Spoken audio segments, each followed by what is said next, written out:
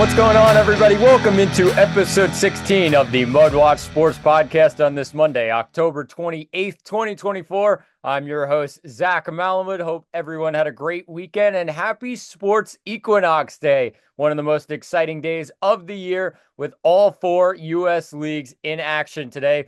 We do have to start, though, with the Fall Classic as we look back at games 1 and 2 of the World Series between the New York Yankees and the Los Angeles Dodgers. And it's the Dodgers who lead 2-0 in the series, winning both games at home. In game 1, it was a 6-3 win in the 10th inning on a Freddie Freeman walk-off grand slam to give the Dodgers a 1-0 series lead. And the Yankees had the lead in the 10th inning, but the decision by Aaron Boone in the end to bring in Nestor Cortez after Jake Cousins put a couple of guys on, Nestor then gets out Shohei Ohtani, walks Mookie Betts intentionally, and then Freddie Freeman knocks a fastball, first pitch fastball, into the right field seats, and the Dodgers win it 6-3 on that decision. I mean, when I look at it, if Nestor Cortez did not get Shohei Ohtani out, I do think Yankee fans and the Yankee faithful do have a point.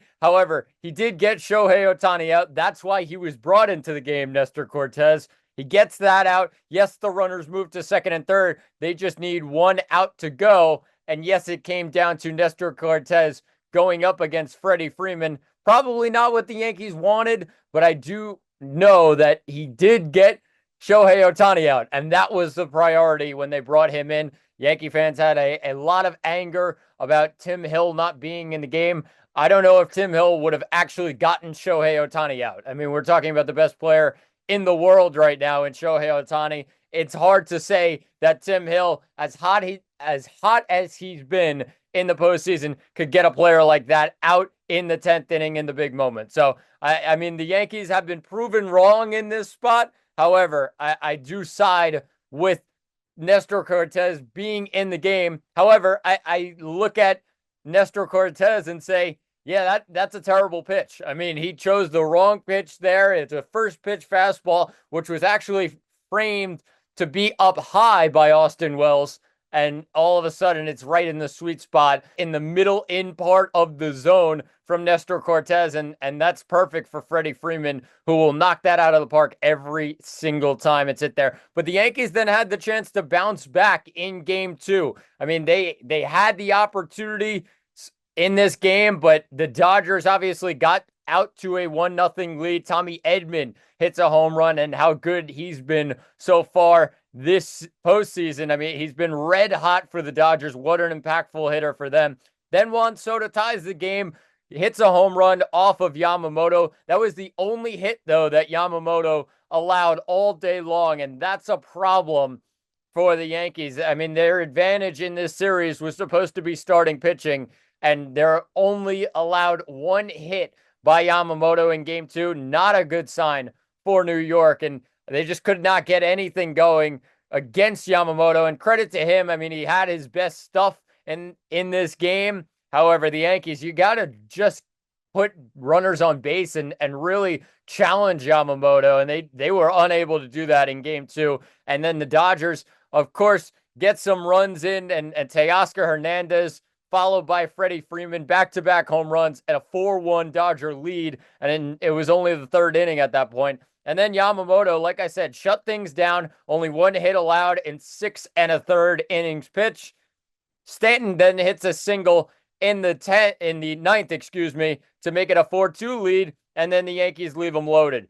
Anthony Volpe strikes out on a pitch that was way out of the zone, and just he did not read it correctly. So they get a big strikeout, the Dodgers do. And then Jose Trevino comes into the game as Vesia comes in to save, and gets the save in the end. Just one pitch it took, and Jose Trevino, who came in as a pinch hitter, flies out to center field, and that does it for game 2. So the Dodgers with a 4-2 win in game 2 and a 2-0 series lead now heading back to the Bronx. When you look at the first 2 games overall, Yankees have struggled mightily with runners in scoring position. A real struggle for them. Only 2 hits with runners in scoring position for the Yankees so far. I mean, that's been the Yankees' kryptonite. in recent postseasons. You go all the way back to 2016, 2017. Like, they just cannot figure it out when it comes to hitting with runners on and just moving runners. It's a difficult time for the Yankees to figure out what to do against this Dodgers starting pitching as well as their bullpen. That's been really, really strong, and credit to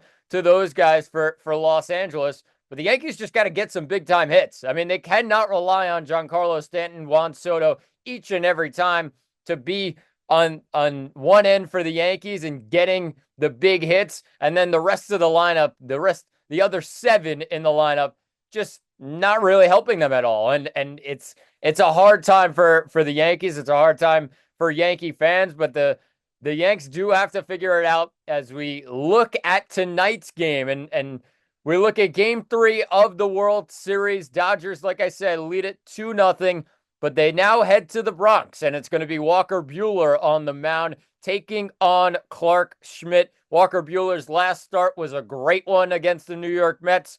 Really locked things down against New York in game 3 of the NLCS at Citi Field. Clark Schmidt has pitched pretty well this postseason.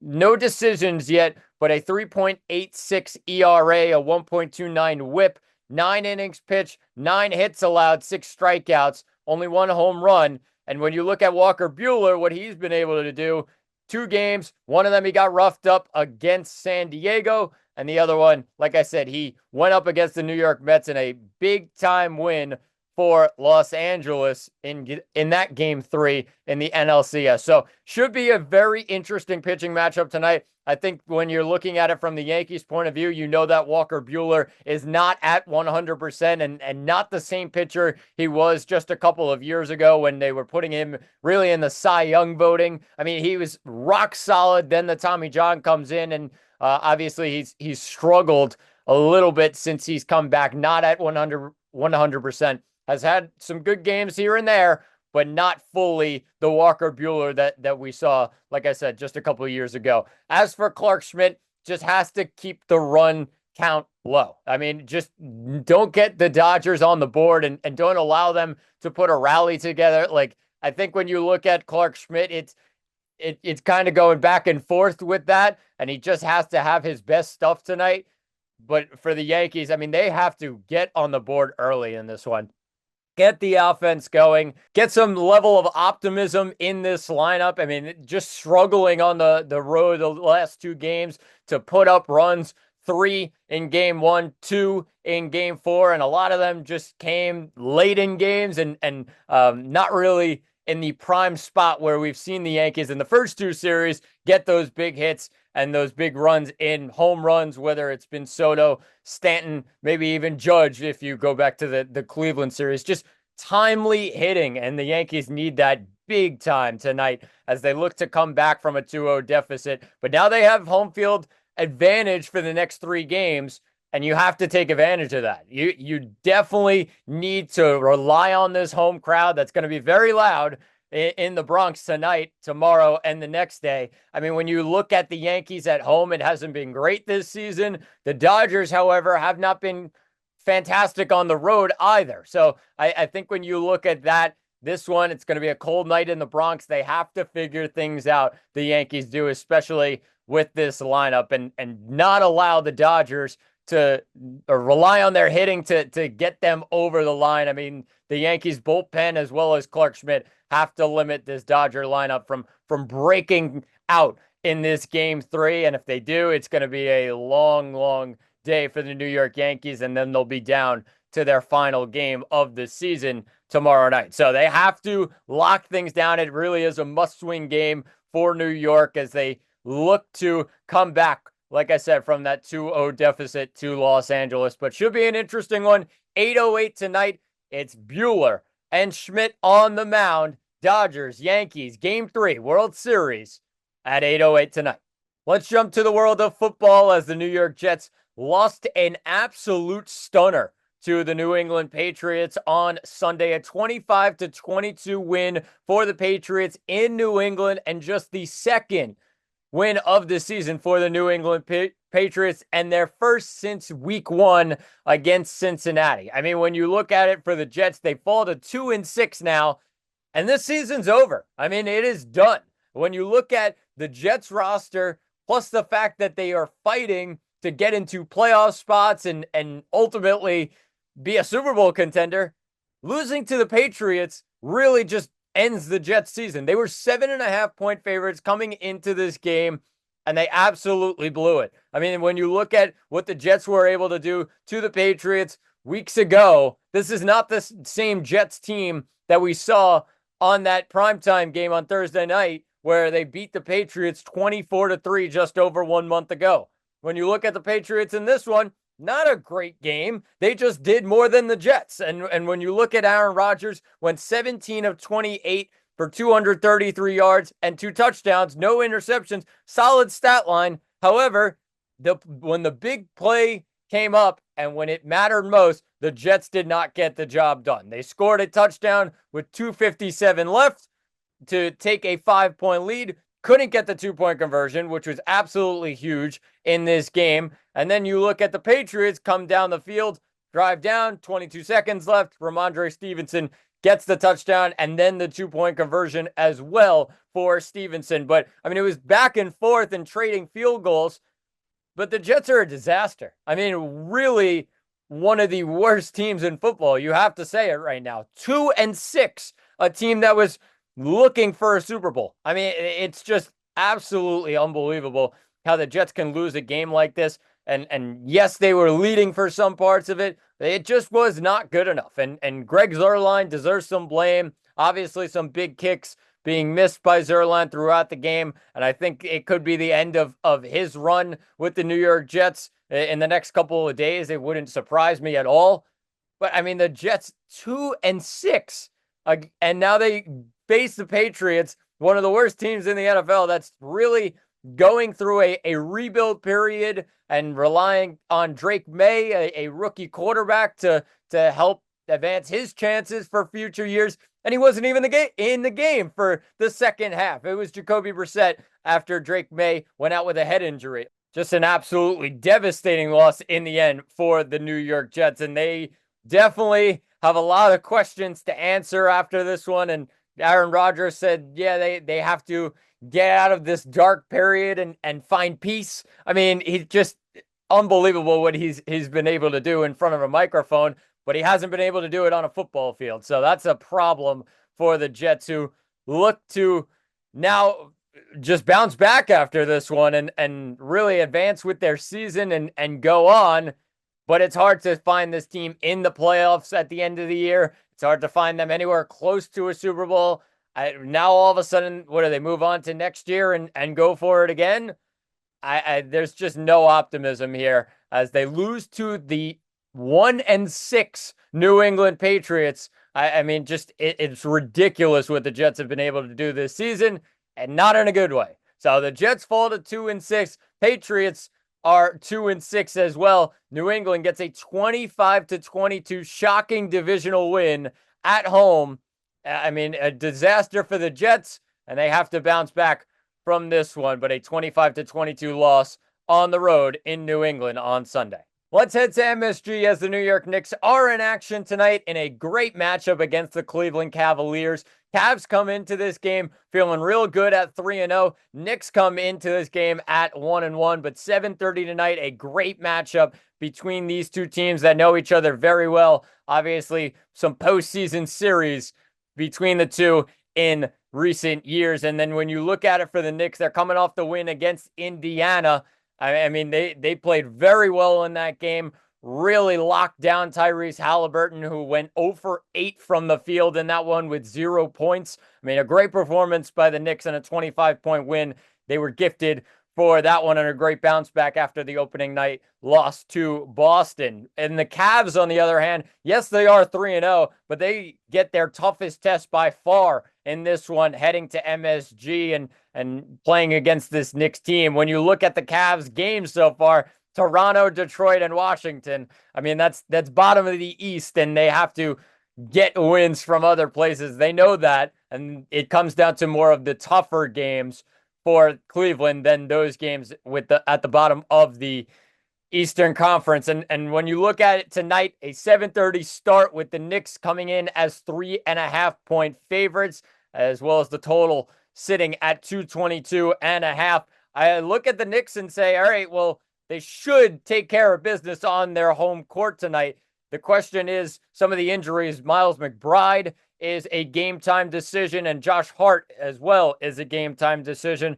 Knicks obviously without a couple of bigs right now in Precious Achiuwa and Mitchell Robinson, who are both out for Achiuwa a couple of weeks probably, and Robinson out for a little bit longer than that. And when you look at it for the Knicks, they have a nice test here. And they start the season with 3 tough tests in Boston, Indiana, and Cleveland. They just have to answer those questions. And if they could start the season 2-1, they'll feel really good heading into the rest of this season. And obviously a new team a bit for the Knicks, a new roster, some new guys coming in, and Karl Anthony Towns looks like he's fitting right in for the New York Knicks. So that's a very good sign for New York and something to look forward to in the next couple of games. So the Knicks take on the Cavs tonight. 1-1 Knicks, 3-0 Cavs, a 7:30 start at MSG. Knicks 3.5-point favorites. Tune into that one later. And let's finish things off today with a Monday Night Football preview. It's the 5-2 Steelers hosting the 2-5 Giants. 8:15 tonight. Pittsburgh come in as 6-point favorites on their home field with the total sitting at 36.5. Low total for low-scoring teams, both of them. And obviously Pittsburgh, when you look at the questions that came last week when Justin Fields was benched for Russell Wilson answered every single one of those questions on Sunday Night Football against the New York Jets. So when you look at it for Pittsburgh, they're feeling really good right now, and they're on their home field. The Giants, on the other hand, are only getting 6 points is a low spread in my mind. And yes, it could prove that the Steelers' offense is not at its full peak just yet. However, the Giants' offense is a problem. And if the Giants cannot get their offense going, I don't know how they're covering this 6-point spread on the road. But Vegas, with an interesting one here, I look at the Giants offense and say, yeah, all right, well, Daniel Jones got to do his thing, but got to turn good drives into points. They cannot put a good drive together because there's not many of them so far this season. Cannot put a good drive together and come away with nothing. I think the Giants, that's their biggest key heading into this one. They're going up against a really good Pittsburgh defense who's been good really the last 5 years and all the way back since Mike Tomlin started head coaching for the Steelers. They've always had a good defense, and especially this year, they've been really, really strong. So Daniel Jones and this offense need to put points up on the board and have to finish drives. So that's a huge key for the Giants in this one. If they do that, they can keep it close. The Giants defense, although you look at some of the injuries right now for the Giants front, the Giants defense has had a solid season. It didn't look good last week against the Eagles, but that, like I said, due to injuries and getting their guys healthy, Adoree Jackson, a corner, is out. Trey Hawkins, a corner, is questionable for this one. So really have to rely on some of those guys on defense to make big plays and slow down this Pittsburgh offense that, like I said, is feeling pretty good after the last couple of weeks. And now with Russell Wilson at the helm. So should be an interesting one tonight. For predictions, I'm going to pick the Giants to cover and the Steelers to win. I don't know how the Giants are 6-point underdogs. That's it. I think this one should be probably around 7 or maybe even more. A little bit surprising to see it only at 6 and open only at 5.5. Just proves that Pittsburgh's offense could have some struggles if they go up against a really strong defense. So when you look at the Giants front, it's obviously a lot different from the back end of their defense. And I think when you look at the Giants, they can cause some havoc on the defensive line to this Pittsburgh offense. And it should be interesting to find out. But Pittsburgh come in as 6-point favorites, an 8:15 start tonight. It's the 5-2 Steelers hosting the 2-5 Giants on Monday Night Football. And that will do it for episode 15 of the MudWatch Sports Podcast. Please subscribe below. I've been Zach Mellonwood. Thanks for watching, and talk to you all on Wednesday.